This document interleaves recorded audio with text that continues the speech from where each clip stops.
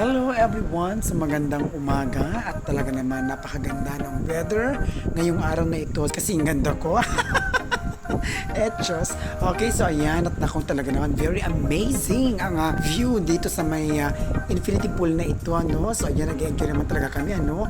Medyo nakakailang lang din yung paggamit ng life vest kasi parang hindi mo rin ma-enjoy talagang mag-swim kasi ilulutang-lutang ka lang din talaga niya. Nga pala dito sa may infinity pool na ito or dito sa may Highland Valley, pwede rin pala ang day tour dito. So ang babayaran lang ata sa day tour ay 1,000 per head.